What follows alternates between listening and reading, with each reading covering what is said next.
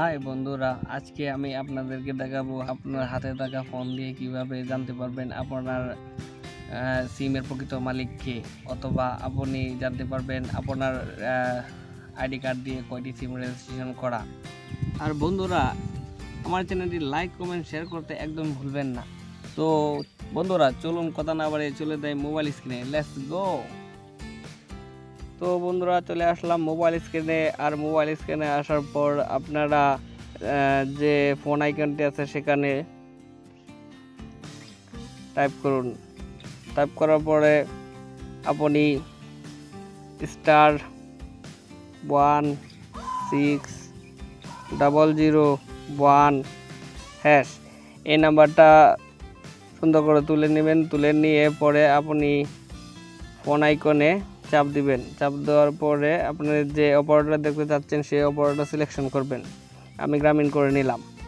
একটু সময় ওয়েট করবেন। ওয়েট করলে পরে এই যে আসছে, please enter the last 4 digit of your ID. অতএব আপনার যে এনআইডি কার্ড আছে সেই এনআইডি কার্ডের এনআইডি নংয়ের লাস্টে চারটা ডিজিট যে আছে এই চারটা ডিজিট ব্যবহার করার জন্য বলেছি। তো আমি আমার এনআইডি কার্ডের লাস্টের চারটা নাম্বার আমি ব্যবহার করব। এই দেখুন, দিয়ে দিলাম। এখন আমি সেন্ড বাটনে চাপ দিলাম। চাপ দেওয়ার পরে you will get an SMS soon, thank you Grameenphone. তো দেখুন, একটু সময় অপেক্ষা করার পর আপনি আপনার মেসেজ অপশন চলে যাবেন। চলে যাওয়ার পর এই দেখেন আমার অলরেডি মেসেজ চলে আসছে। তো আমি মেসেজটা ওপেন করব। মেসেজটা ওপেন করার পর দেখতে পাচ্ছেন আমার নাম্বারে অলরেডি 1 2 3 4টা নাম্বার রেজিস্ট্রেশন করা আছে। আমি কিন্তু খুব সহজে দেখে নিলাম আমার হাতে থাকা স্মার্টফোন দিয়ে আমার এনআইডি কার্ড দিয়ে কয়টা সিম রেজিস্ট্রেশন করা।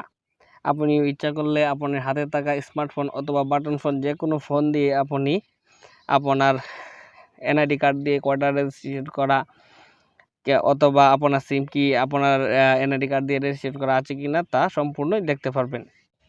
তো বন্ধুরা, আজকে আমার কাছে এই ছিল প্রসেস, যার মাধ্যমে আপনারা জানতে পারবেন আপনাদের সিমটি কার্ড আপনি রেজিস্ট্রেশন করা সিমটির প্রকৃত মালিককে, অথবা আপনি আপনার এনআইডি কার্ড দিয়ে কয়টি সিম রেজিস্ট্রেশন করেছেন তা অবশ্যই খুব সহজে জানতে পারবেন।